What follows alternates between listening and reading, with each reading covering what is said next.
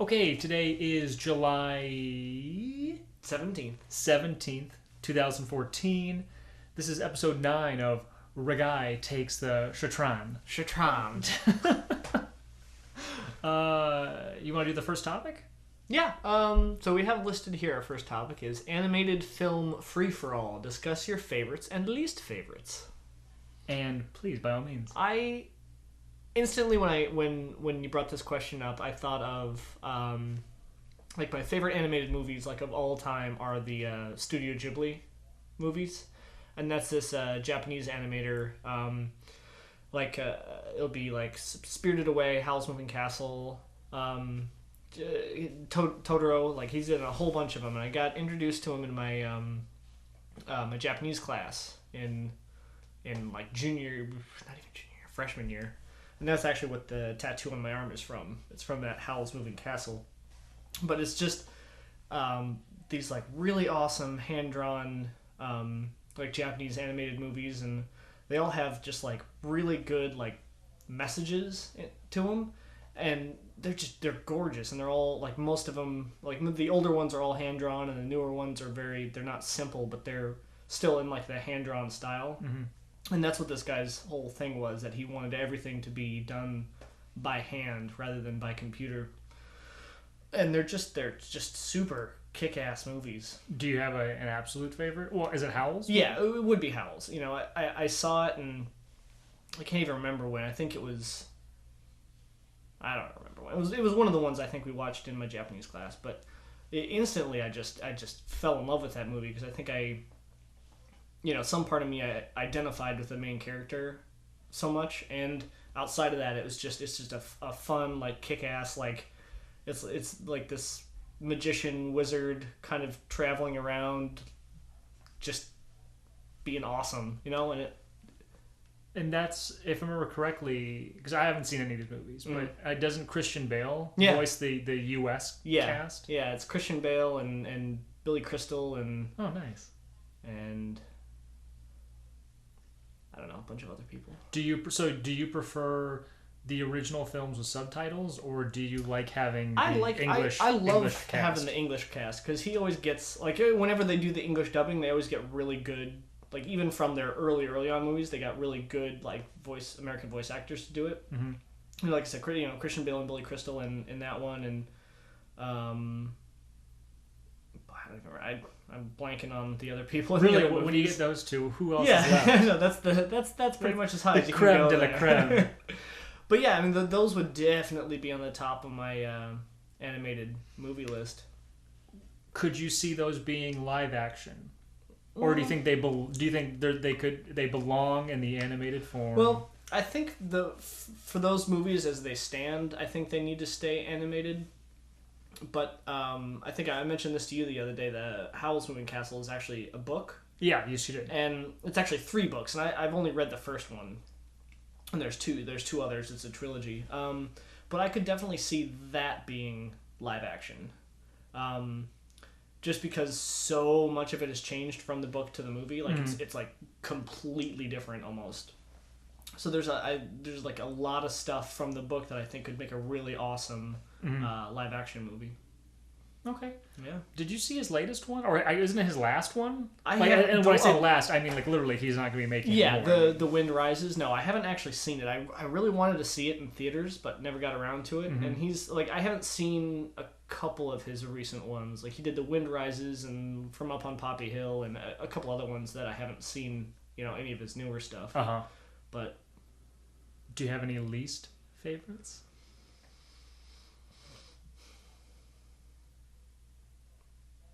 I mean, I'm sure I do. But I can't really think of any right now. I can understand that. Because at least these days now, if there's an animated film, you know whether or not you're going to see it just by the trailer. Yeah. Like, there were that dumbass squirrel. Was it Squirrels? It was like the Nut Job. Oh, yeah. Which sounds like a porn. Yeah, that's right. Yeah, they advertised the hell out of that one. It just looked terrible from the trailers. Like, literally, was it like 85% of that trailer was fart jokes? Yeah. And I was like, you know what? I'm sure that was probably 85% of the movie too. Yeah. No, and then it was like a waste of Will Arnett. But anyway. Mm-hmm. What about you? What about you? I mean, when it comes to favorites, there are so many of the childhood Disneys. You know, the Disney ones are classics. But in terms, I mean, there's been so many good animated films like in the last 5 years or whatever. Toy Story 3. The whole series, the Toy Story trilogy is top notch. But part 3 really was fantastic. How to Train Your Dragon came out of nowhere and just dominated. That's a really good one. Phenomenal music, as you know. You're well aware of that. The sequel was really good too. And unfortunately, the sequel really did not grab on this summer. Came out a couple weeks ago, and like really, it's been middling. Yeah, is the word I'd use. It really hasn't, which is disappointing because the sequel is actually pretty darn good. Yeah, it's super kick-ass. Especially like as a middle of a trilogy, it's good. Like, and it makes me excited to see where they go with the third one. And they made Toothless the dragon more of a cat. Yeah, which I love. Yeah.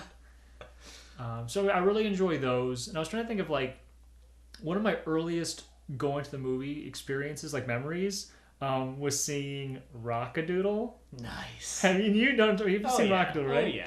Oh yeah. Rock-a-Doodle was one of, if I'm not mistaken, one of the Don Bluth animated films. Yeah. He did a lot of films like in the 80s, and this one came out I think like in 1990 or 91, and it's like a rooster, but he's also Elvis. Like it's like an Elvis ripoff. It's like just a rockabilly rooster type. And like some little boy, like the live action stuff is horrendous. It's just god awful. And he like becomes like a little mouse or something, like some sort of like little dog. I think he's a cat. I think he turns into a little cat. Yeah, some sort of cat. And like they go on an adventure with the owls, like the chubby owls are the bad guys. Yeah. And I still just remember every once in a while to myself, you got a crow, Chanticleer, and you got a crow now. Chanticleer. That's right. Because like the little cat like wore oversized clothing. Chanticleer, you got a crow. Oh, that was a good movie. I mean, now I saw it recently on YouTube, probably like in the last year, and it's not very good. Like the animation's still great, but the story's really just stupid. I mean, it's a kids movie. Yeah. And the ending when like it's back to live action and the boy's like human again, like he's dancing like against a green screen with all the animals. Oh yeah. Oh, this is like super embarrassing. But that's I think my earliest animated film memory. And then like there's also All Dogs Go to Heaven, which remember being that was like a tearjerker. Yeah. That and The Fox and the Hound. Yeah. Well, that one's just that one. That's really brutal. That's a brutal movie. Yeah, it really is. And Land Before Time. See, all these classics for us when we were growing up: Land Before Time, Fox and the Hound, Bambi. I was never one of those people that found Bambi sad. I guess I was never really. I liked Thumper. Like that's all I gave a shit about Bambi. I liked Thumper. It's sad when his mom dies, but that's like 10 seconds of the movie, and then he's off to kick ass some more. Yeah. You know? I've never been a Bambi, but definitely Land Before Time was super sad. Land Before Time. That's the mom. The first one. Yeah. Well, the first one. Yeah, I haven't seen like the 18 sequels. Land Before Time 12. We're going to the moon or something like that. Destination Moon. Yeah. Yeah. So I really enjoy Land Before Time. Like all those like really classic animated films. But then in terms of modern day stuff, How to Train Your Dragon, the Toy Story films. I do want to go on a rant. Do it. I feel like there was 2 films that came out. They were very similar. One was called I don't even know the title. What's the dumbass one with Steve Carell as the bad guy? But he's a good guy at heart. Despicable Me. Yeah, Despicable Me and Megamind, starring Will Ferrell. They were 2 films about bad guys actually being good. And in the end, they're good people. Megamind is so superior to that piece of crap. Did you actually see it? Yes, I saw Despicable Me. It was so boring and generic and forgetful. Like I don't remember half of that movie. It is so absolutely vanilla and plain and by the book. It's like, the kids are cute. No, they're not. The kids and the like the corn pop things. the minions. They always reminded me of corn pops. It was like you could like I could see them being like these filmmakers knew exactly what they were doing. They knew exactly how to appeal to the lowest common denominator. They were like, let's get a stupid, goofy-looking, cute creature, the Minions, because we know people will buy that shit up. Well, yeah. And then you got Megamind, actually a good story, phenomenal voice cast. You got Will Ferrell, Jonah Hill, Tina Fey, who's really good in it. Not Val Kilmer, Brad Pitt, phenomenal voice cast, hilarious story, exciting animation, and never got its sequel. I know. And David Cross as the fish. Yeah, I mean, it really should have gotten a sequel. It would have been awesome, but like in my mind, like their target audiences were different. It seems like, because it seems like Despicable Me was like for kids, like that with the yellow cute things and the kids and the blah blah blah. But then like Megamind. Oh, I'm gonna say the whole like thing, whatever. Yeah, Megamind's got all these like adult jokes and like Superman references. And, and all this stuff that kids would just be like, what? And you think that. And you think that. And cheat your children. See, like, kids would be like, I'm bored. You make me laugh. You make me laugh. See, hilarious movie. Yeah. So, it's very quotable. There's Atrocity. A lot of... Yes. See, now I just want to watch Megamind. So do I.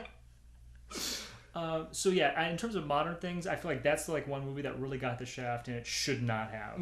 I wish it had the success that, for whatever reason, Despicable Me somehow stole from it. Yeah.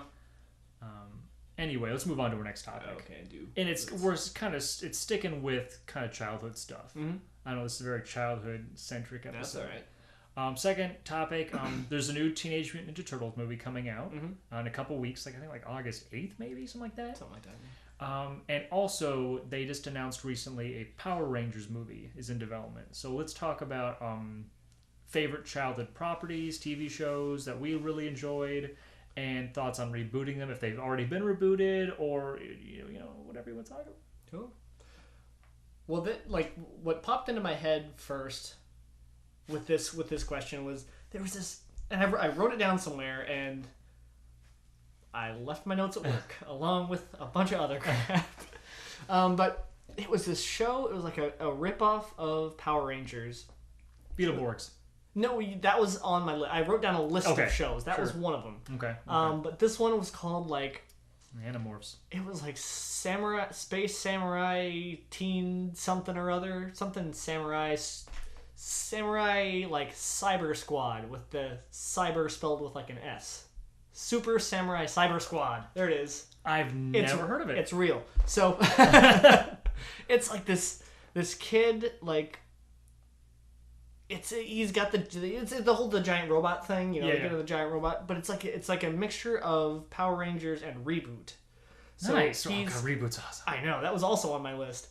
But he goes into like the cyber world in his giant robot and fights like computer viruses, kind of sort of thing. When was this around? It was in the 90s, and it was Matthew Lawrence was in it. He was the kid, yeah.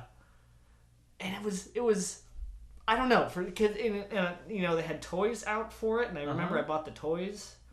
I loved that show. It was awesome. And what was it on Nickelodeon? It was. I think it was an old Nickelodeon show. It was one of those ones that sort of flew under the radar and had like a season or two.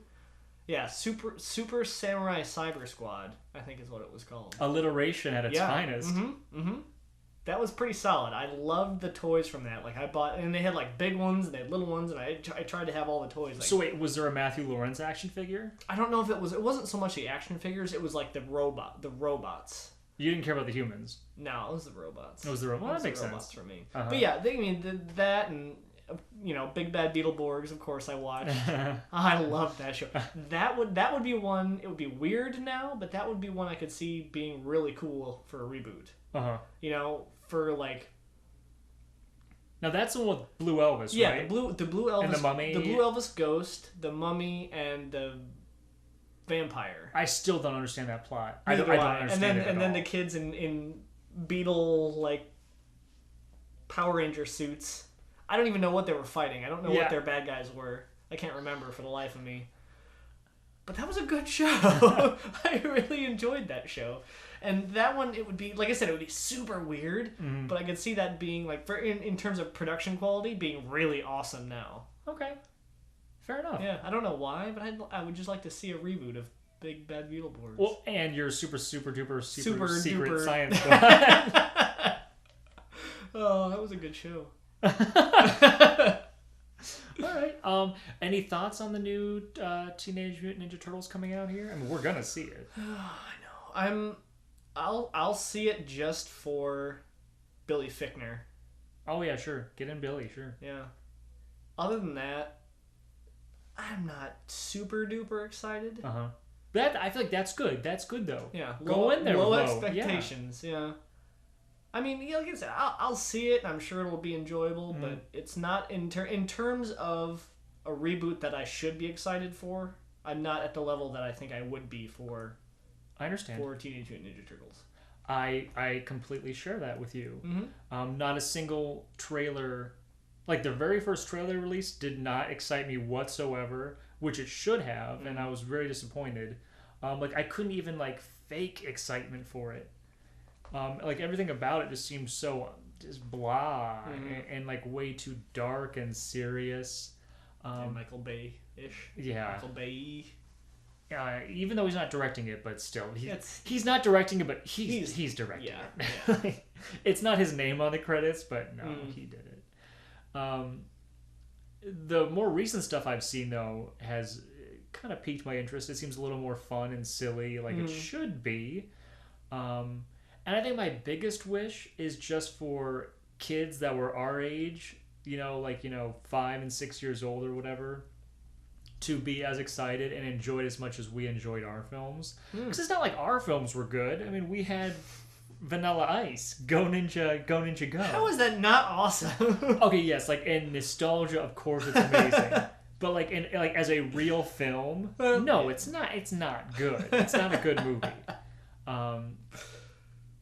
So like, but I really do hope like kids can share. But the thing is, like, from what I understand, there's actually a current cartoon on right now on Nickelodeon that apparently is doing very well for Ninja Turtles. Like there's a Ninja Turtles cartoon. Apparently it's really good. Kids love it. It's super popular. So I guess they're gonna keep riding the wave and have this film out. Because we had that cartoon and then that went along with the movies. But it's kind of all coming together again.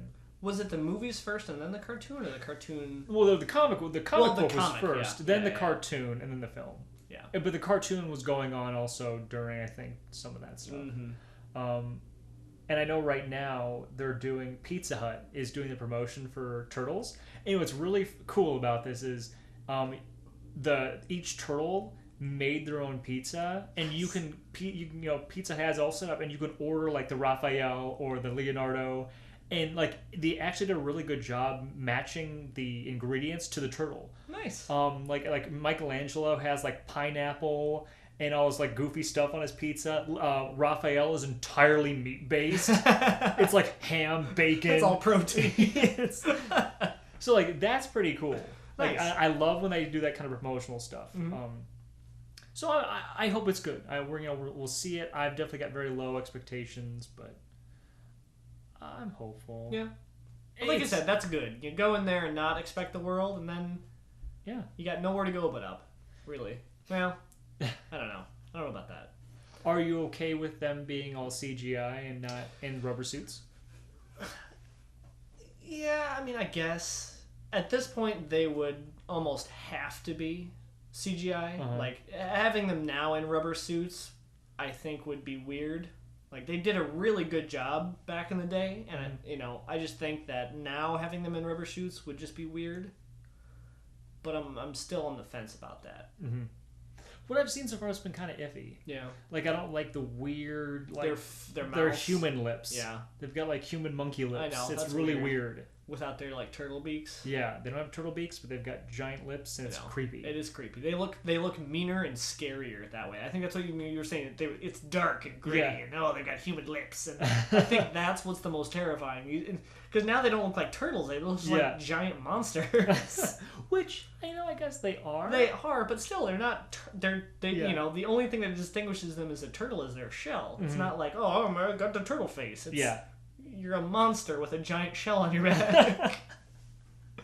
I'm also disappointed that we don't get like a new video game. man, they had some terrible turtle games, and they had some good turtle games. I'm just stuck on the Turtle arcade game. Oh yeah, which we beat recently. Mm-hmm. But that's also because it was free. Like, we could just keep dying. We could just keep dying. Yeah, they had some really good turtle games. But yeah, so it's kind of like what's old is new again right now, which that's cool. I'm all right with that, and we'll see. I mean, I hope it's successful because the world can always use Teenage Mutant Ninja Turtles. That's true. At the end of the day, it's still TMNT, so that's a good thing. But like this new Power Rangers movie, I don't know anything about. I heard about that maybe like a week ago. I loved the Power Rangers when they first came out. I mean, that was it. That was as cool as you friggin' got, was the Power Rangers. Mm-hmm. But like now, I just whatever. They can do whatever they want. Who gives a shit? It'll be like probably Transformers. Mm-hmm. It'll be stupid. I know it's gonna be stupid. Yeah. Well, we'll see. I mean, I can see it being like Transformers, like overly stimulating. Well, it's gonna be tough because I once again I think somehow Michael Bay is involved. I could be making that. I could be making that up completely. Somehow, I don't know if it's like the writers of Transformers or somehow he's got his claws in. People in his camp are somehow involved, and like which is gonna be tough for them because like now they're actually gonna have to like make the humans interesting because it's not about the robots. Yeah. It's about the humans who like control the robots. Mm-hmm. It's like he's painted himself into a corner. I don't know how they're gonna handle that. But once again, maybe Michael Bay has nothing to do with this. I could be making that up. Yeah, we'll see. It seems like it would be, but I don't know. Like I said, I have no idea. I just think it's going to be hilarious them making it super dark and serious with the name like Power Rangers. Power Rangers. It's like, who are you guys? We're the Power Rangers. All right, so is it going to be like the Earthbound teenage Power Rangers, or is it going to be like the crazy ass like I'm flying through space Power Rangers? I like Power. I'm all about the original Power Rangers. Yeah. My favorite was the Black Ranger because he was a pimp. He was cool. He was so cool. He was my also favorite to play in the video game. Because he breakdanced at the end. Once you beat the game, they're like hanging out in that awesome like cafe, and literally it's just everyone like crowding out, clapping, and it's just him breakdancing. Nice. But no, I was gonna say it's like there was like 18 seasons. I think they're still doing seasons of Power Rangers, and it's like Jungle Force, Space Patrol, Arctic something. Yeah. Like there's so many stupid seasons of it. Like I mean, they did the same thing with Spider-Man. They send all those people into space, fly around. I think that'd be cool if they had like a supernatural season where they were like ghosts or demons. That'd be friggin' cool. As their antagonists? No, they were they were like somehow like because they're like they're like pterodactyl, mastodon, but like they're like fucking ghost, demon, like Dracula. Like they were like haunted cool things. That'd be kind of cool. That'd be super trippy. A whole season, like a whole Halloween season. Do you remember was it like Skull and the fat thug and like his skinny goofy friend? Legitimately Laurel and Hardy. Essentially, yeah. It was Skull and it wasn't Crossbones. No, that doesn't make sense. No. I don't remember what they were like because I think the skinnier one had like a normal name. Because it reminded me of the two like thug kids from Boy Meets World. The big fat kid and then his like skinny crony. Speaking of reboots, there you go. Girl Meets World. See, I was never a big Boy Meets World fan, but I have watched some clips on YouTube. I watched that shit up. And I was all over. I was a fan. What I saw, yeah. I appreciated what I saw. I've only seen the teaser, the first like teaser they released. Mm-hmm. But I'm interested. I'm cautiously optimistic. And I know I've used that term before on this podcast, but I am. No, I loved Boy Meets World. Like I watched that. That was one of my shows that I watched. TGIF. Thank God it's Friday. Wasn't that what was always on? TGIF was part of the lineup. Oh, in their lineup, yeah. Mm-hmm. But yeah, that'll be interesting. That'll be interesting. Well, we're running out of time. Let's go to our third topic. All right. This one should be special. I'm excited about this. All right. You start this one. Okay, because you don't have one, do you? I don't. Not particularly. Of course you don't. Okay. All right. So I wanted to do one where we either share like a movie, book, show, music, whatever, some sort of pop culture property or whatever that we know the other person either doesn't know anything about or wouldn't like, but we're gonna try and sell it to them. because we want maybe we want to share with them, but we've always been too scared, and we didn't want to get our feelings hurt. I feel like, is this a question that you wrote, that yes. you came up with? Okay, I feel like you wrote this with something already in mind. I want to talk to you about the Lone Ranger. No, it's something else. But no, we will watch that. Okay, so I want to talk to you about a film, came out in 1979, and it's called All That Jazz. It's a musical, and it's directed by Bob Fosse. Yeah, I know who that is. So now, I know you're not a super big musical guy, but it is one of my favorite films of all time, and one that I've never really talked with you about and shared with you. Out of nowhere. It is one of my favorite films of all time, All That Jazz. Throughout our relationship, I've always wanted to like bring it in and like maybe have you watch it, but I've always like stopped myself for some reason. It stars Roy Scheider of Jaws fame, and it's a romanticized, theatrical, kind of half-fake autobiography of Bob Fosse that he directed and wrote. So like it's like his life, but it's very romanticized, and he's a womanizing drunk, and it's such a good movie. I think I first saw it like around freshman year of high school. It was like just before school was starting. My older brother was really big into theater, musicals, stuff like that, and we watched it. For whatever reason, I don't know why, the movie just stuck with me. The visuals are very memorable and striking. It gets very, I don't want to say experimental. It's surreal, because throughout the film he's talking with the Angel of Death. And like the Angel of Death is always looming over him, and like so, and it's played by Jessica Lange. Really? Yeah, it was like I think it was her first movie role. I could be making that up, but nice. I'm making that up. But it was one of her early roles, and it follows him throughout like maybe like a month or two as he's starting up this new show that he's directing, choreographing, while he's also like working on a film that he's in editing on. It's just phenomenal. And the I don't know, have you seen a lot of Bob Fosse's work? Like he's got a very distinct style. Some. I know he did like Chicago, I think he did Chicago, or if he didn't do Chicago, the choreography was heavily inspired by it. But I'm not very big in the theater world. So that's why it's so odd that I love this movie. But I find like the 1970s, early 80s New York Broadway scene, for whatever, it fascinates me. But like also I feel like it's very dirty, and like I feel like there's a lot of cocaine, in that world, and like grimy. And I don't think I'd actually want to be in it.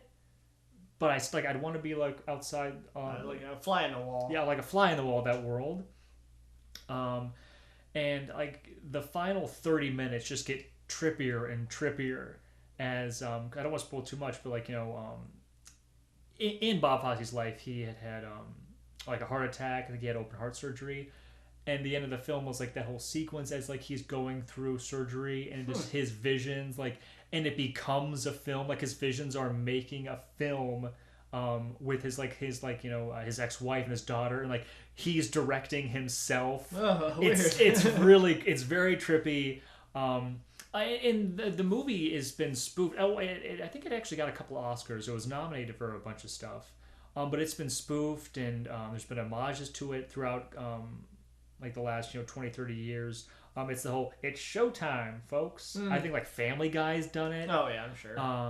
A couple of other places, and there was a whole secret sequence in Strangers with Candy that literally was almost like a shot-for-shot remake of the opening where the character Joe Gideon is like auditioning all these dancers.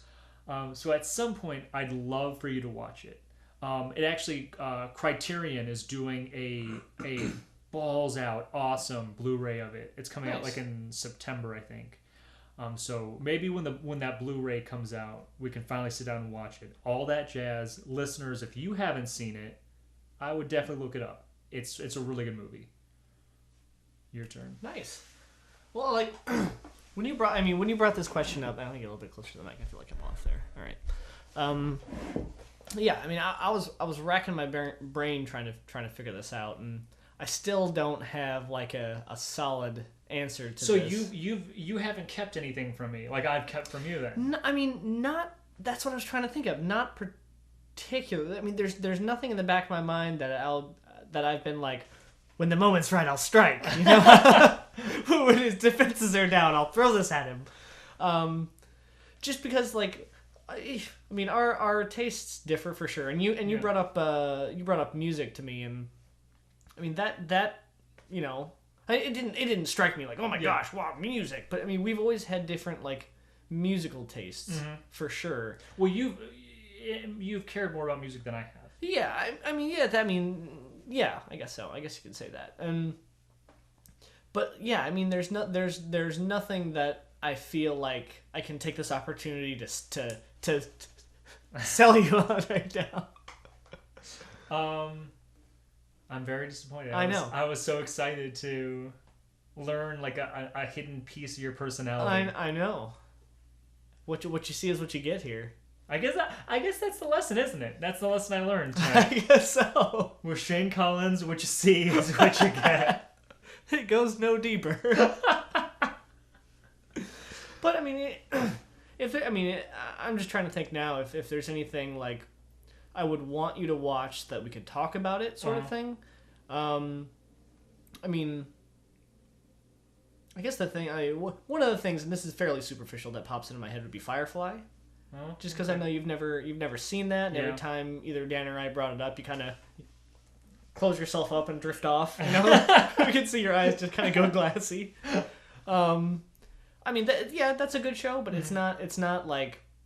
No, like I knew you liked it. Yeah. So exactly. Yeah. It's like I've never like hidden anything from you. Like, oh, can't let him know that I like this. Well, I wasn't ashamed of my love of all that jazz. Yeah. It's just for whatever reason, it's like it's never like introduced. Like there's never been an opportunity to introduce it. I mean that's pretty far out there in terms of breaking into our normal conversations. Yeah. Oh yeah, musical. So we'll have to in September when we have you watch it. We'll do an All That Jazz review. Yeah. All right. We'll do a live podcast, the entire 2-hour film. That would be sweet. Okay. Well, that's the end of this episode then. Yeah. I feel like we're good to go. Yeah, that's pretty solid. I feel bad that I didn't answer the last question properly, but so do I. Yeah. So do I. All right. Any last words? Not really. Keep listening. Okay. All right. My name's Shane Collins. Oh, well, I'm right. I'm right, 30. Bye. All right. See ya.